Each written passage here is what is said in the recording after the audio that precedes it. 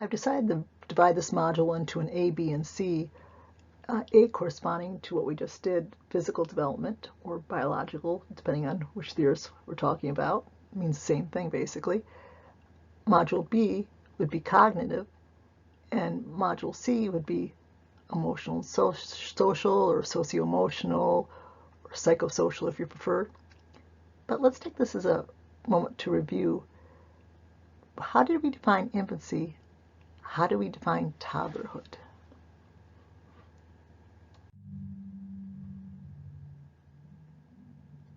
Well, we define infancy as the first year of life. Toddlerhood begins at the very tail end of that first year and continues until age 3.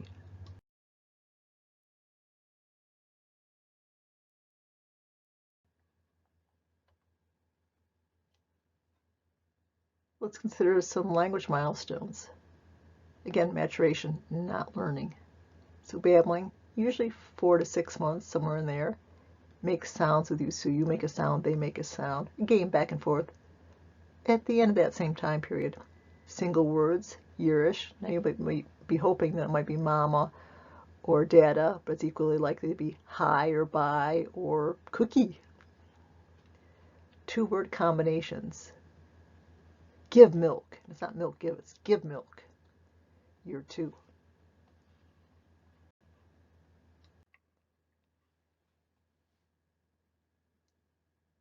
We began this section by noting that milestones are maturational. So regardless of the child's culture, the milestones occur at the same point. And the words are spoken in the same pattern, no matter how the culture orders them. So it's give milk, not milk give. And whereas very few cultures have a double negative, don't got none, we all start with the being a proficient at the double negative.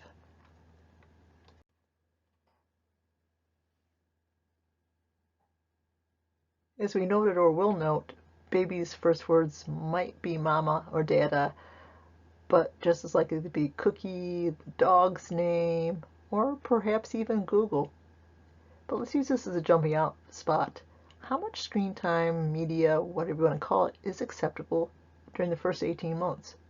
According to experts, none at all, with the exception if you want to put the baby on the phone, or your Echo device, whatever, or whatever you're using, to say hi to grandma, hey to grandma, show off all your family, absolutely great. Look at the first tooth, all good, but first 18 months, that's it.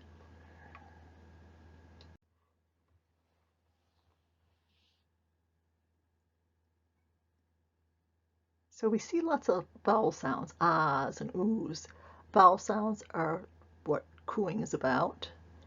After they begin cooing, the next step is babbling, which is going to be introducing many consonant sounds, even consonant sounds that are not used in that particular child's language.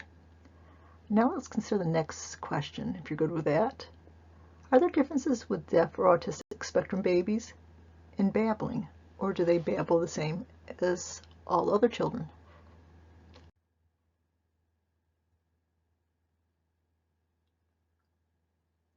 Let's start with deaf babies.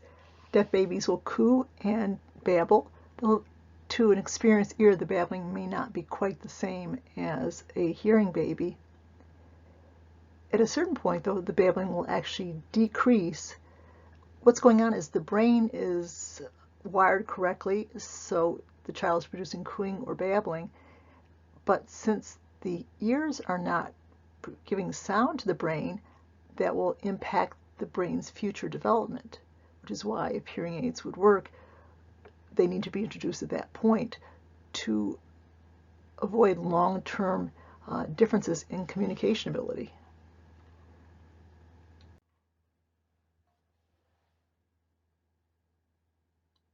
Let's consider a baby that's on the autistic spectrum. The parents would not know this at this age. This baby will also coo and will typically babble, but again, to a discerning ear, to a knowledgeable, educated ear, there will be differences. And we should say there are different levels of autism spectrum from mild to severe. So a mild child may have no differences at all in cooing and babbling. For a child that's more moderate or severely on the spectrum, their babbling may decrease altogether. They may also be less socially responsive than is typical, not smiling when they're looking at the caregivers, maybe not following the caregiver's face with the intensity of a non-spectrum child. Again, early intervention is critical so the brain will proceed on a more typical path. And it's not unusual if this does not occur readily enough, the baby will stop babbling, stop cooing, and may not get to the first word stage, or sometimes if they get to the first and two word stage, they may again regress or even fully lose language. So again, early assessment and treatment is essential.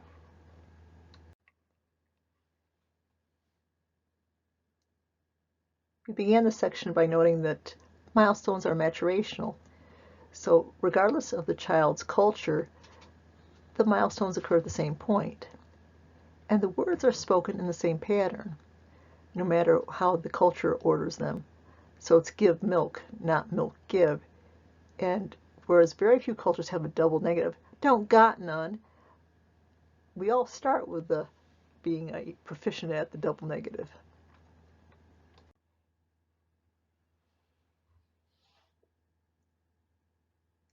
Let's look at characteristics of early language, starting with the hollow phrase. It's often not a word, it's a phrase, a part of a word, but to the child conveys a full sentence of information.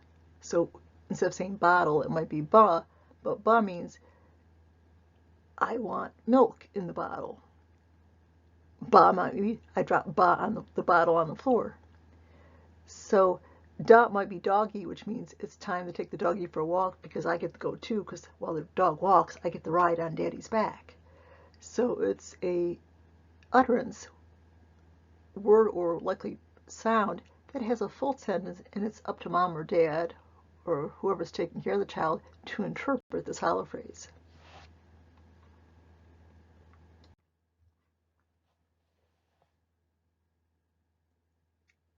Next, let's consider two opposites, underextensions and overextensions. Underextensions is when the child uses the word much too specifically.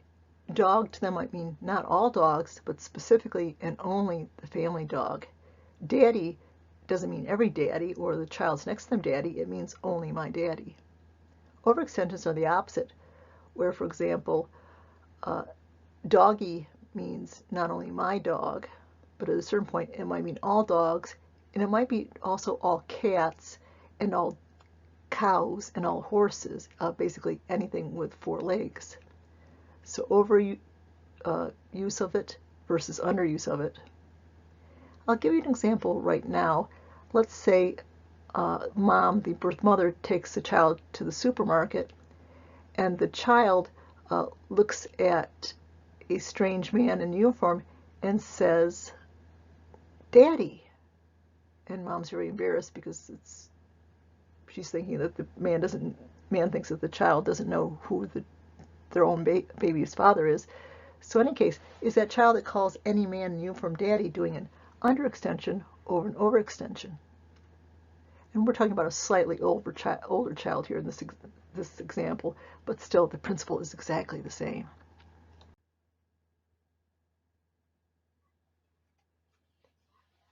So I assume that was easy, and indeed that was an overextension. Now let's consider telegraphic speech. Now you probably haven't ever sent a telegram, but you know what they are. You're paying per letter, you're paying per click. So you want to make the message as brief as possible with only the essential words. So it's not maybe a college student saying, "Send me some money, mom, please," because it's send money, period. In trouble, period. So you're getting rid of the ofs and the thes and the ands and all the unnecessary words. Well, when you're acquiring language, that's how we all speak, with just the essentials. That's telegraphic speech.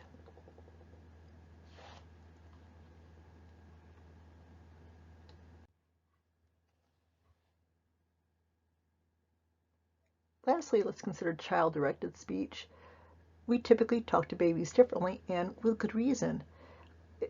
If you're learning a foreign language or a language other than English, if that's your norm, it's often hard to tell where words begin and end. They seem to blur together. So you would often ask a person, say, "Speak very slowly for me." Well, the child's the same way, so parents automatically speak much more slowly. The pitch goes up, which is more interesting. There's emphasis on the words, which makes it so much more interesting. And all those are done, often unknowingly, by parents to facilitate speech. And these patterns are much more strong in the middle class than the lower SES, so it's a good pattern to be used by all parents and to be encouraged in all parents.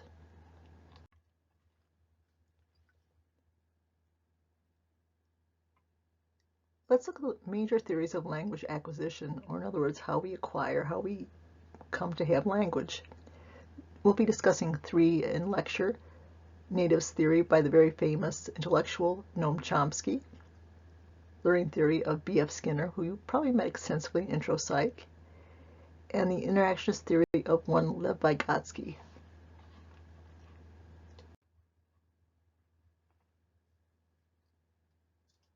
So let's consider 3 language acquisition theories.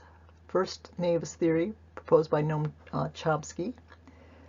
He believes that children are born with an innate predisposition, an innate ability to specifically learn language, set apart from what we learn, how we learn other things. Unique to humans, built into humans, explain why humans so easily learn language. I did include a clip for you to listen to. Noam Chomsky is very well known in intellectual circles. Many of your teachers will be very familiar with him, even if they don't teach psychology or linguistics. I think you'll find him very interesting. The next theory, learning theory, associated with B.F. Skinner. Skinner sees language learned in exactly the same way we learn anything else, nothing special about it. And if you remember Skinner from earlier chapters and Intro Psych, operant or instrumental conditioning, stressing reinforcement of positive behaviors, punishment such as ignoring or correction of maybe bad behaviors. Third, we have interactionist theory by Lev Vygotsky. Unfortunately, Vygotsky died of TB very young, 35. He knew it was coming, and he said, quote, in one of his last diary entries, "I've met the top of the mountain, but will never live to see it." Interactionist theory recognizes that we have an innate ability, an inborn ability, to acquire language. That should sound like one theory. But he also stresses that language is learned through the interaction with others in our social environment, other language users. And that should sound a little bit like another theorist. So the interaction, the positive reinforcements, the punishments, the corrections, what have you, the lack of smiles. So a nice blend of the other two.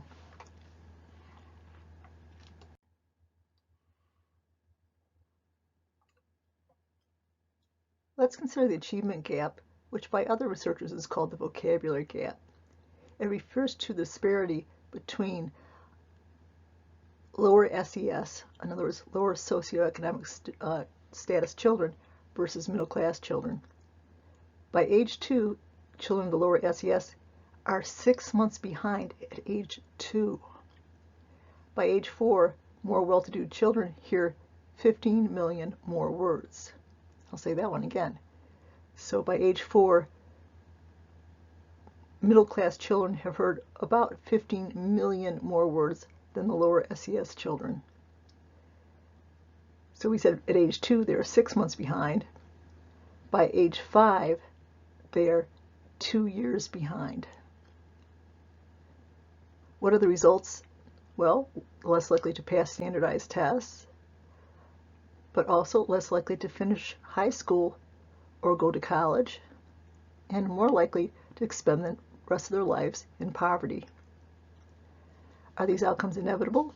Absolutely not. There have been many intervention programs which have been successful, either going to homes of parents and showing them proper vocabulary and proper verbal interactions with their children, or designing preschools to specifically address the issues. So it's not inevitable. It is fixable, but we've got to have the will to fix it. So society, we can either say, well, that's tough to be them, and should be therefore willing to pay, and this is a selfish viewpoint, willing to pay extra money towards medical care, extra money towards housing care, extra money towards all the services that drug and alcohol, all the services are needed by poor people, or to help lower SES individuals so they don't experience these, so they can reach their potential, so they can join the middle class. So there's a selfish viewpoint or there's a pragmatic viewpoint, but they're both the same. So ignoring it not only hurts SES children that are lower SES, but it hurts everybody.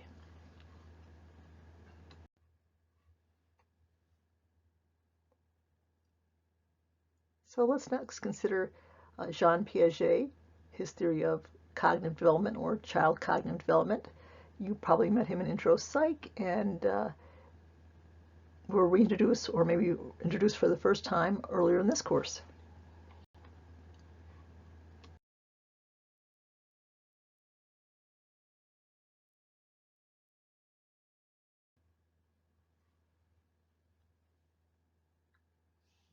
Let's consider the term schema or schemata prefers, if you prefer. It's a mental framework which holds and organizes your knowledge. It's much easier to modify an existing schema than to create a new one. It's much harder to learn how to play chess than to tweak and learn a new move. Intro Psych, if you had me, remember we did the schema of a sports car. The clip art attached to this particular slide shows the schema for a dog. So it would organize all a child's knowledge at that point of what is a dog.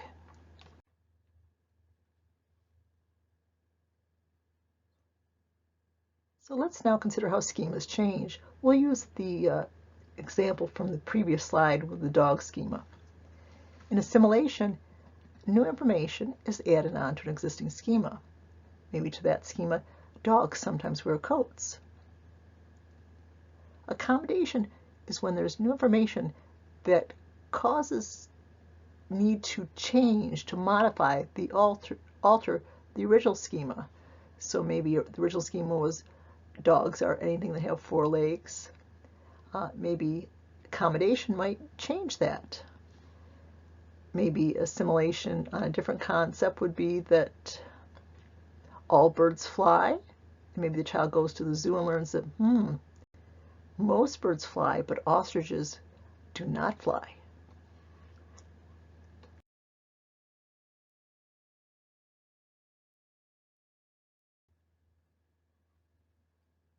So in assimilation, we've just added on to an existing schema. So not only the additional information that was before, now doggies can be very small.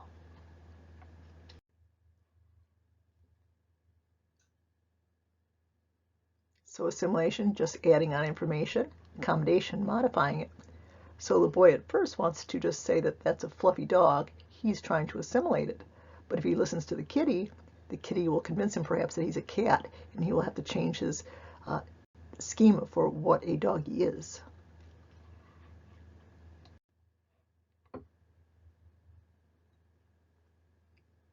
So in this example, the child just added on a little bit more information. Doggies have 4 legs, and some doggies are huge. So it might be incorrect, but this is the child's view, and it is an example of clearly assimilation. Later on down the road, they might realize that, cows are different than doggies, but that's not on the slide. It's down the road for that child.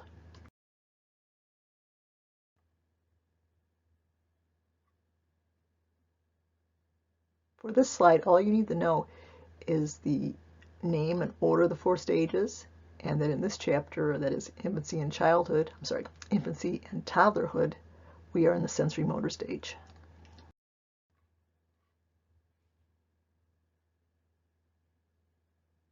As the beginning narration of this chapter would suggest, the sensory motor stage is the most complex stage. For Piaget, the stage is from birth to 2 years, and the child has intelligence, yes, but sensory motor, based directly on the senses, based directly on movement.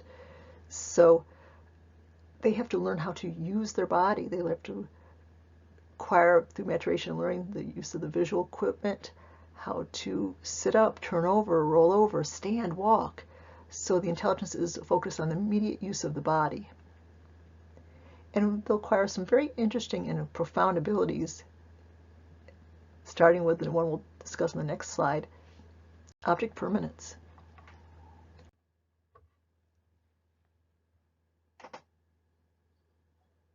Many students fail to be impressed by object permanence because we have had it so long we can't imagine not having it. But still, it is a totally impressive feat when we accomplish this. Imagine knowing that things exist even when you can't see them, hear them, touch them, feel them. We're not born that way. Initially, out of sight is literally out of mind.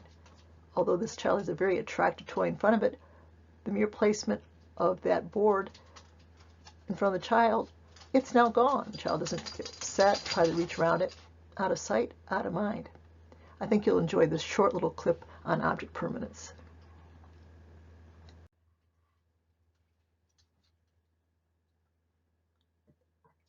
A lot of research uses the violation of expectations method. You'll watch this clip, I hope, and you'll see Professor Renee Beijing demonstrate it. Very clever experiment. And I do love the little look on the boy's face as she goes through the experiment.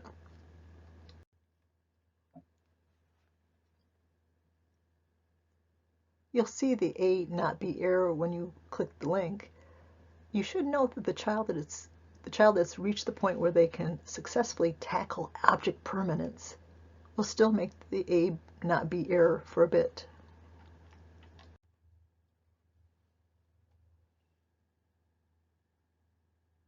So let's now consider the sensory motor substages. There are 6, and each will involve a certain degree of new vocabulary, though not too much for the first one. For substage, that of reflexive behaviors.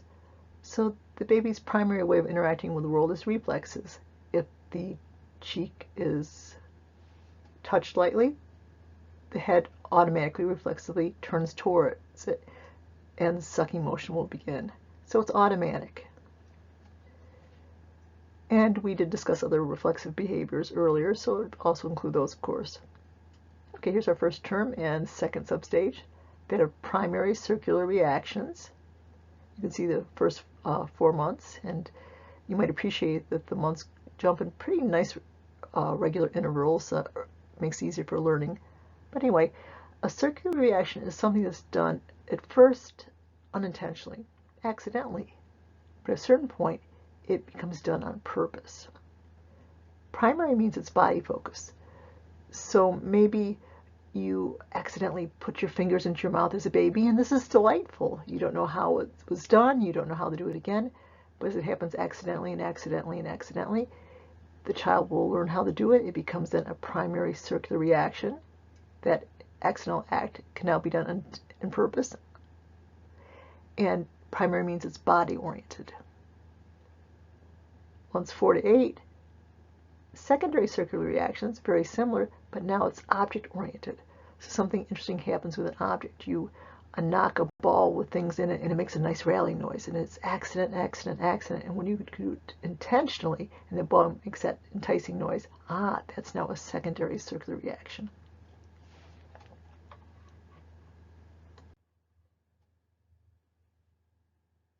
Let's now consider, and if you wonder why I take such odd pauses and stop, you have no idea how many times I record these and stumble, and I accept a certain degree of stumbling, but most slides have to be recorded and recorded and recorded, so that's why, if you're wondering. Okay, but on to where we are. Coordination of secondary circular reactions. So this is the first goal-directed behavior where the child can choose to do something and pursue it. Choose to crawl over to something interesting. Choose to, what have you, crawl over to the doggy. Choose to steal doggy's food whenever possible. Hopefully not. Okay, next, tertiary circular reactions. This stage is often referred to as the stage of the little scientist. So all those laws of the world that we accept for granted, they have to learn. If you knock over your milk glass, and it wasn't a sippy cup, milk goes over, which is probably satisfying and interesting and unexpected. Maybe it's their siblings. We'll say their siblings' cup. So they do it again, and it's just as interesting. The other sibling, the milk flows over, people make interesting, fun reactions. Okay, that can be done on purpose. So adding on. So learning how the world works. So that is an overlap for the previous stage, but we're learning how the world works. If we knock something off the table and it splats on the floor, interesting, but we have to do it many more times to see if it always happens. Maybe it should go to the wall. Maybe we should hit the ceiling. You wouldn't know. So learning how the world works. And the last stage, mental representations, we can now think of things. We can have things stand for other things, in other words, symbolic thought. So we can pretend the doll can be a sibling, the doll can be a parent, a shoe can be a phone. So things can stand in for other things, and now we can think much more extensively about other things. Big jump in cognitive ability.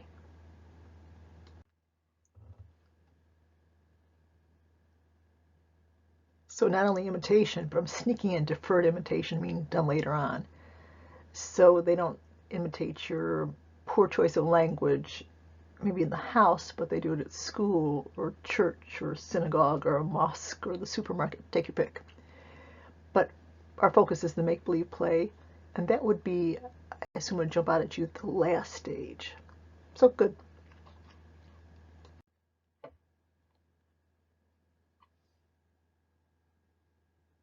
Since it complements Piaget's substages so well, I want to slip in here Vygotsky's social cultural theory in terms of how knowledge is learned and transmitted, which of course directly is cognitive development. Now we've already touched on Vygotsky before in terms of language, so this is another of his interests and focus.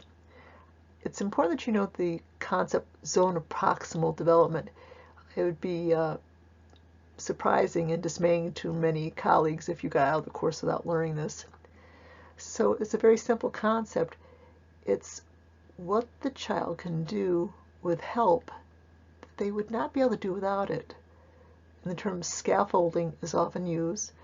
So with support from the caretaker, children can master abilities, acquire confidence and self-efficacy.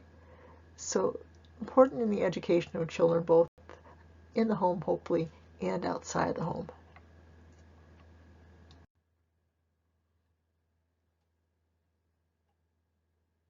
So let's just make sure you're comfortable with mental representations. So they're internal representations. So an image. So if I say banana, you can think of a yellow banana, a green banana. No problem. We can mentally do this. A child before this age cannot. Concepts. Bad. So a child might tell its stuffed toy that it's bad after the child did something bad. Freud might call this a little bit of projection, but we won't go there. So it could be concept or an image.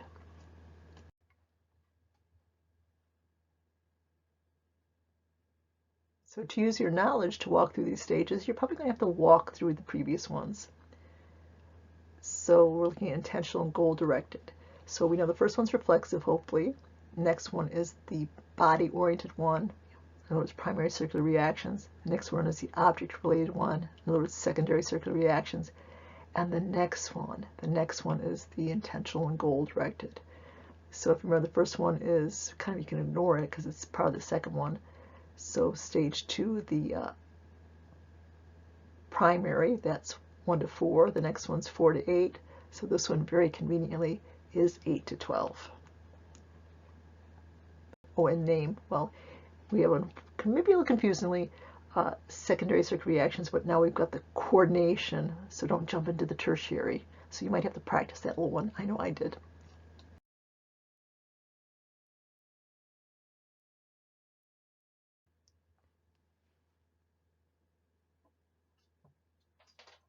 Symbolic understanding, we probably can't imagine not having it.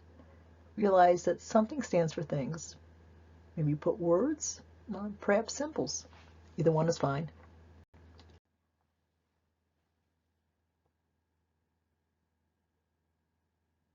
Piaget is definitely considered to be one of the great and most influential of all psychologists, and still had the most impact by far of anyone in the study of children's thinking. We do recognize a couple very, very minor issues with his theories.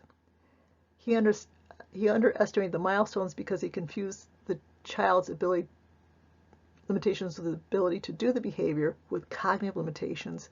You saw some very clever experiments, such as René Beijong's experiment, that kind of took care of this issue. And although his substages for the sensory motor stage had distinct boundaries, we realize that in reality they do overlap.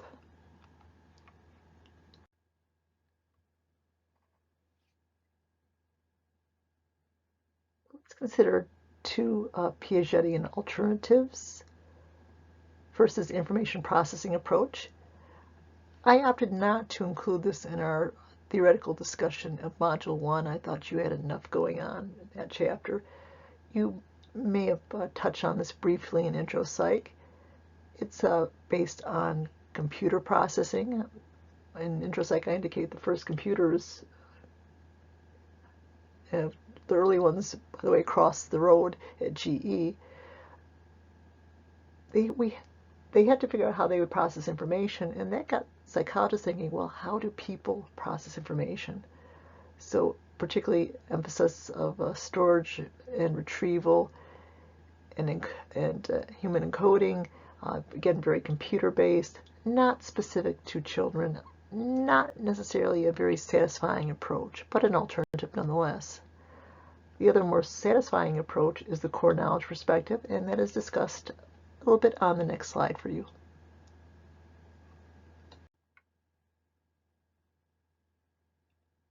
An alternative to Piaget's approach is the core knowledge approach. In its foundation, it believes that babies have built-in knowledge domains, in other words, knowledge systems, which will allow for very rapid, basically built-in learning. Some of these domains are thought to be numbers, physical, what you might call spatial, or you might call objects, social, and linguistic.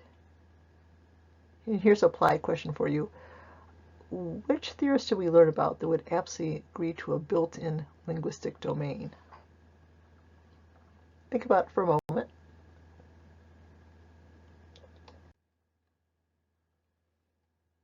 Was it Piaget, Vygotsky, Skinner, Freud? Hopefully no. Hopefully you're going to say Noam Chomsky.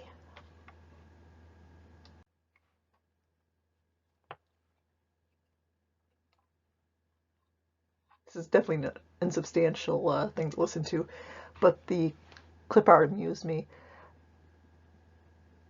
My new foster doggie I renamed to Freddie because his original name was Frankenstein. Cute little Shih Tzu Pom mix. I like the foster dogs. If you ever want to see the charity I work with, the organization, it's called Hope Rescue in Wilton. They do need volunteers, which don't necessarily include fostering the dog if you're interested in such things and can find time.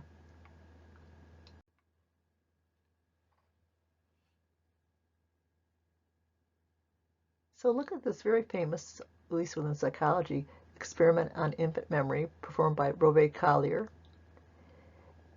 On the slide you can see the outcome. Please actually visit the video to see the methodology, which I think is quite clever. You might remember we said one of the limitations of Piaget, or actually we'll find later on, if we haven't already done it, that one of the limitations of Piaget is that he assumed that there were knowledge missing in infants because of lack of the ability to respond. Newer methods can parcel out better the lack of knowledge from just the inability to react, or basically tell us verbally what they know and what they don't know. Don't be too surprised to possibly see a text question on this experiment, asking you to explain how it was done and what was found.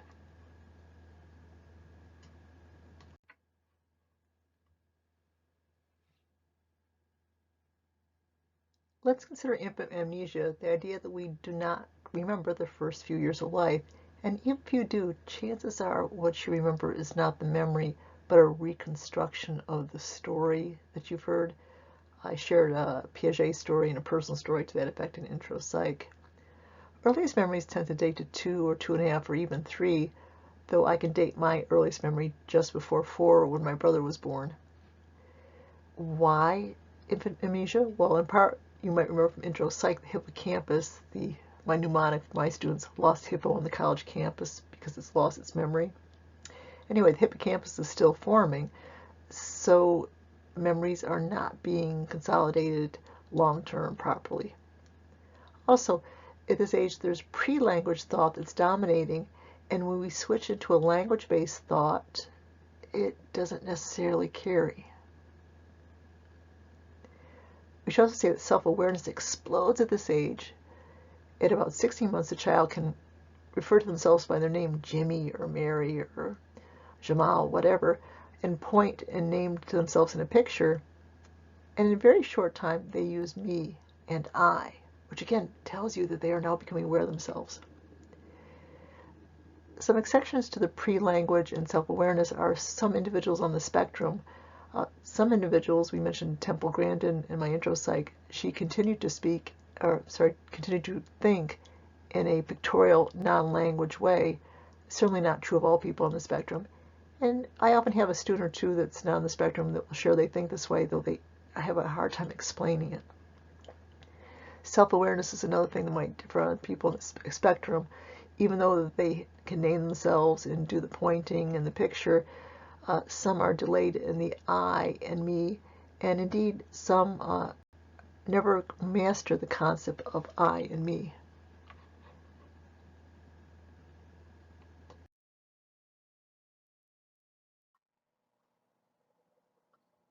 Next, let's consider a theory of moral development, one proposed by Kohlberg. It has 6 stages, and these stages are divided into 3 levels. First, we'll start at the pre-conventional stages of 1 and 2. We all began at stage 1. A person in stage 1, when they're deciding to do a decision or not to do a decision, the only focus is punishment. Will mommy punish me? Will my teacher punish me? So the only consideration is punishment. If that's the only thing that guides you in life is whether or not you'll be punished, that would be a pre-moral way of living. Another pre-conventional way of looking at moral development, and another pre-conventional stage, is stage 2. That focuses on self-benefit. The person is primarily overwhelmingly concerned with how that action benefits them. If it benefits them, they'll do it. If it does not benefit them, they will not do it. And that is their focus. Again, if that's the only thing that drives your decision-making in life, that would be a pre-moral stage, a pre-conventional stage of reasoning. We all began in the earliest stages of 1 and 2, and most of us have left these 2 stages, though if you go down to the local jail or prison, you will find many people there that are in fact still in stage 1 or 2, probably no small part of why they're in that particular predicament. Let's go to stage 3, often termed the good boy and nice girl stage by Kohlberg. In this one, there's a couple different focuses of reasoning. One is the person perceives themselves as a good person and as a nice person and wants to be perceived as others as being good and nice. Also part of that reasoning of this stage is their heart. They listen to their heart. They listen to their emotions. So again, the 2 components for stage 3 are caring about how other people perceive you and listening to your heart. Stage 3 is a stage that many women peak at and stay at. This is not to say that men are not there too, but this is a particularly what men call feminine stage. Let's consider the next stage, law and duty. The person is particularly focused on following the law in meeting their duties and obligations. Many men tend to peak at this particular stage. Now, of course, there are women at this stage too, but there are more males than females at this particular stage. Stages 5 and 6 are by far the less common. Stage 5 is social contract. In this stage, the person considers the needs of society and the individual and considers both in their reasoning. Stage 6 is very rare A small sample would have no stage 6 people at all. It's the stage of universal ethical principles. It's Bailey wandering into the room right now if you're wondering what the clicking is. So if you would do it for one person, the word universal would imply that you would do it for all people, for all situations.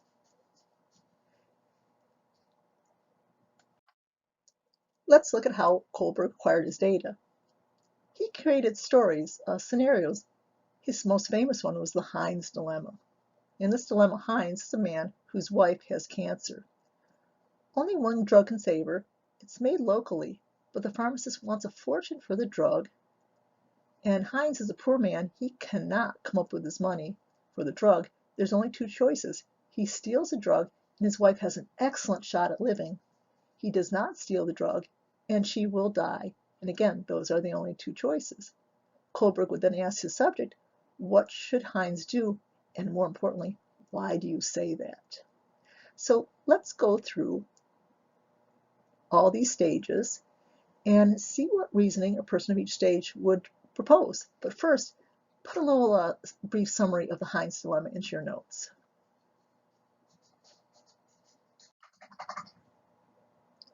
So let's start with stage 1. Give an answer that would reflect punishment.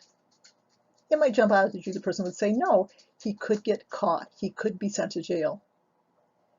Can you think of any reasons why Heinz should say that he should steal the drug? Now, if you're saying, oh, he loves his wife, no, that's not related to punishment. So you might say, well, just because he steals the drug doesn't mean he's going to get caught. Just because he gets caught doesn't mean that he'll get a sentence. The jury would be probably so sympathetic that even if caught, he would not be punished. So again, the answer is going to revolve and focus on punishment. Let's consider self-benefits. Give me some reasons why Heinz should steal the drug. Now, if you're saying to keep his wife alive, well, what is the benefit? Be more specific for me. He loves her? No, that's a different stage. So self-benefit, what does he get having the wife in his life? Okay, you might say that she cooks for him, then she cleans the dishes. What else? Maybe she takes care of the kids. She's a soccer mom. And I would say, well, what else? Maybe she works so he doesn't have to. She works a job and a half. And I would say, well, what else? What does she do in the wintertime? Shovels. What does she do in the fall? Somebody's got to rake. What does she do in the summer? Well, somebody's got to mow the lawn. So Heinz would do it because it was a distinct benefit. Well, how about the other side of the coin rather? What's the self-benefit in terms of not stealing the drug? Well, maybe she's showing wear and tear.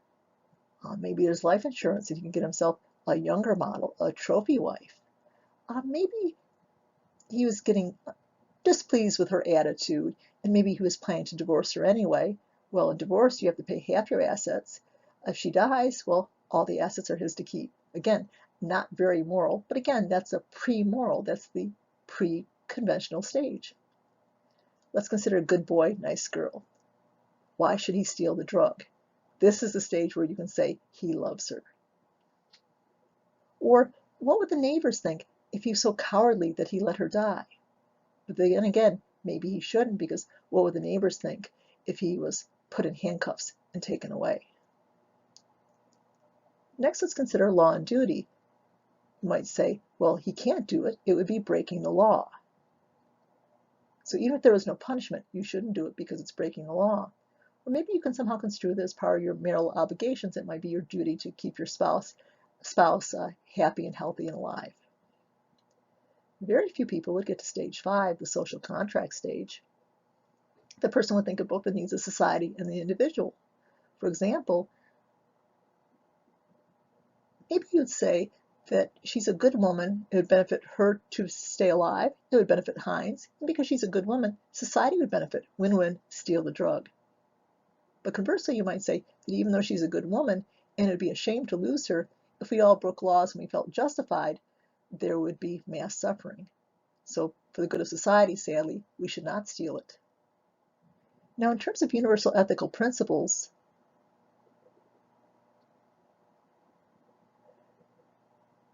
think of universal across people, across situations. So let me ask you a couple questions. If you had a child and your child needs one of your 2 kidneys, would you give it? If you can't say yes, please you don't have a child. But let's say it's not your child. Let's say it's your mother-in-law, who your partner is very fond of, but you distinctly are not. Will you still go through that painful surgery? Okay. If you said less, let's say that your neighbor needs it, and he is not Mr. Rogers. Let's say that he has a reputation, and people are questioning the disappearance of local dogs and cats and attribute it to him. He's been seen to try to run them down. Let's say that he's trying to institute fracking on his property, which will poison all the local water supply. Let's say he's suing most of the neighbors. Think of the most heinous characteristics that you could put attached to a person and say that his neighbor fits all of them. He's a member of the KKK, neo-Nazi, everything that you find despicable. Would you give your kidney to your neighbor? Most of us would say, basically, hell no. But if you had a universal ethical principle set, you would say, he's a human being. If you do it for your neighbor, you would also do it for your child, and vice versa. So you can see that very, very few of us are at stage 6. I certainly am not.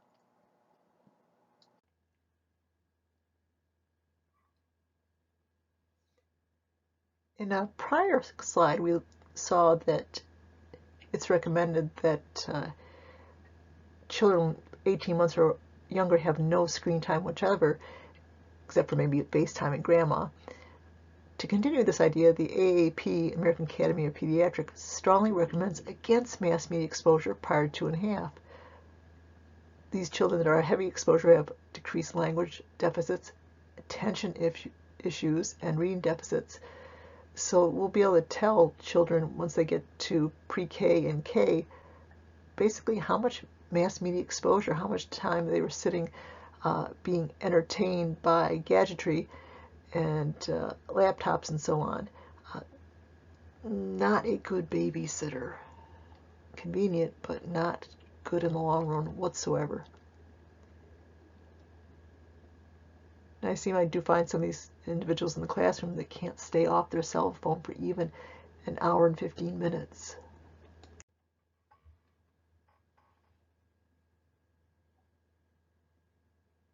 How can we look at the quality of a child's home? Well, the home inventory is a checklist which is widely used to assess the child's development, used from birth to age 3, and you can see what the acronym stands for. It's not typical practice in our country to assess each child's household environment, but if we did so, just one brief check during the first 2 to 4 years, or 2 brief checks, a myriad of issues could be prevented. Children could be more readily diagnosed and assessed for issues and parenting issues.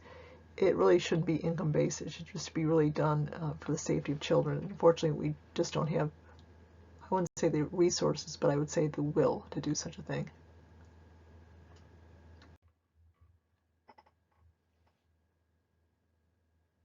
Let's consider an infant intelligence test. The Bailey would probably be the one that would be used, specific for toddler development. You're wondering, why do we need to know intelligence? We're not trying to predict intelligence of adult or later childhood. We're using it for screening to see if the child needs to be provided enriched stimulation and other services. It might be a child exposed to anoxia, severely preterm, child that's showing already signs of cerebral palsy. There are 3 primary scales that are used. Cognition, in other words, habituation. We mentioned the habituation before in learning. Language, if it's appropriate when the child's being assessed, and their motor development. And other than the 3 primary scales of cognition, language, and motor, 2 parental reports can be used. Socio-emotional, how the child is interacting with others socially and emotionally, and how they adapt to their environment. So again, 2 parental scales of social and emotional.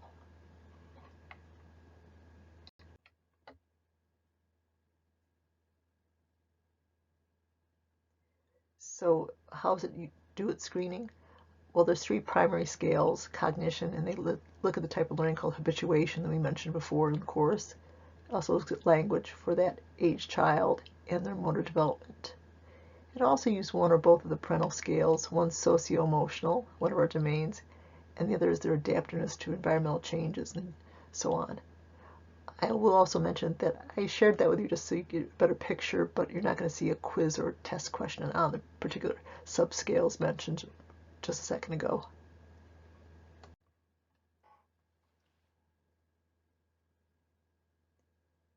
In the US, 60% of moms work outside of the home, and it's typically the mom that would be doing the in-home care primarily if she is a stay-at-home mother, but again, more than half work outside the home, so we should consider child care. I should mention that I have friends in Germany, and one of them was shared in a recent conversation over the holiday break that in his grandchildren, that in Germany it's considered to be a right to have a job. It's also considered to be a right to have access to child care, and it's heavily supplemented by income. So in most countries, parents don't bear the, at least most affluent countries like ourselves, parents don't bear the brunt of the extreme financial costs associated with child care.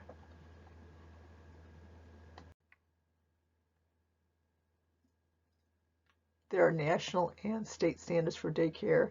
The national standards is NAEYC, as you can see what the acronym stands for, National Association for the Education of Young Children, and they're concerned with developmentally appropriate practice, so not just using the child's time and keeping them safe, but stimulating learning in the 3 domains that we know so well, I hope.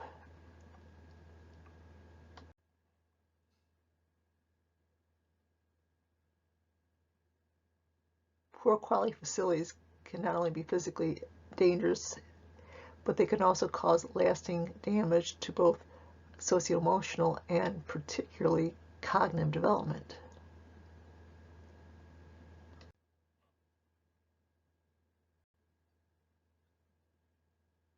I should mention in some state dog kennels are inspected more frequently than our daycare centers.